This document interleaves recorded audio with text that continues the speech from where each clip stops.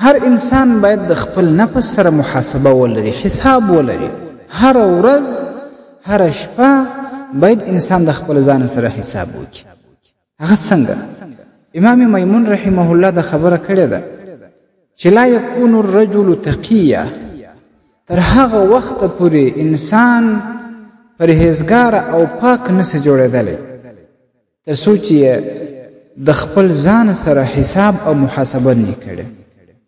داسې سخت محاسبه د خپل نفس و ځان سره، داسې سخت حساب لکه یو شریک چې د بل شریک سره کوي. تا سره په معامله څوک شریک دی، ته څومره ټینګ حساب وسې کوې، دا کار دې څنګه کوي، دغه کار دې څنګه کوي، دغه حساب څنګه سو، هغه حساب څنګه سو. دا رقم چې دا ورځ در باندې تېره سي، در باندې ماښام سي، یو څو دقیقې دغه حساب ته ورکړه چې د نفس سره محاسبه کوي.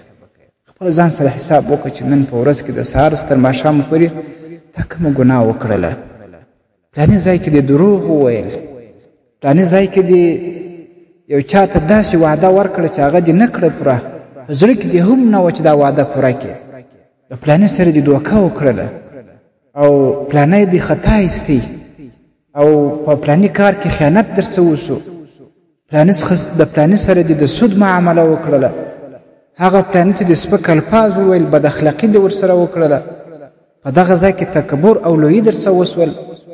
دا ولې نن ورځ تا څخه دا ګناهونه وسول؟ د خپل ځان دا ګناهونه ټول را په یاد که، د هر یوې ګناه دپاره بیا د الله تعالی څخه معافي وغواړه چې دا ګناه وسوه، دا ګناه وسوه، یا الله دا ټول راته معاف کړې، بیا به ګناه نه کوم.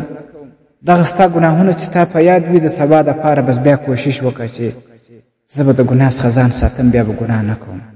بیا نن سبا دغه ټلیفونونه د انسانانو په لاسو کې دي، ډېر زیات ګناهونه د انسان څخه د دې ټلیفون په خاطر کیږي. بس ټلیفون چې راواړي په واتساپ کې هم غلطې ویډیوګانې، عکسونه ورته راغلي وي، او بعضې کسان چې فیسبوک استعمالوي په فیسبوک کې چې بس څنګه دې خلاص کړي ډېر ځله غلط شیان مخ ته درته راځي. بیا نن سبا دغه لویه فتنه چې ټیک ټاک ده، په دې کې 100% انسان خرابېږي، معاشره خرابېږي، کشران خرابېږي.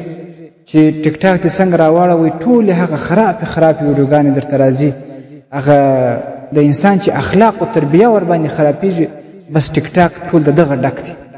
دغسې نو انټرنیټي ټولې شبکې راواخله، که یوټیوب وي، که ویب سایټ وي، که ټلیګرام وي، که انسټاګرام وي، که بل وي، نو د دغه انټرنیټي شبکو سره باید موږ او تاسې ډېر چالاکه یو چې پکښې ډوب نه سو. دا ټول ګناهونه دي، او خپل کشران کنټرول کو او خپل ځانونه کنټرول کو. نو د دغه موبایل د لارې چې د انسان څخه کم ګناهونه کېږي، د دغه محاسبه هم د ځانه سره وکړي. نن دا ګناه په موبایل کې درڅه وسوه، نن دا ګناه درڅه وسوه، نن دا ګناه درڅه وسوه. دغه محاسبه چې د ځانه سره ته کوې، نو تر ډېره حده به ته د ګناهونو هم راګرځېدلی وې او د ګناهونو مخه به دې نیول سوې وي. بیا نو په انسان کې تقوا او پرهیزګاري پیدا کېږي. دا چې کله انسان د نفس سره محاسبه کوي، نو تقوا بیا ورسره تړلې وي، دغه انسان کې بیا الله تعالی تقوا پیدا کوي. دغه شی ته باید موږ او تاسو متوجه سو. اسانه لار ده چې خپل ځان سره حساب باید کوو. ستاسو د اسلامي پوښتنو جوابونکی مفتي حکیم الله صابر الحنفي صاحب.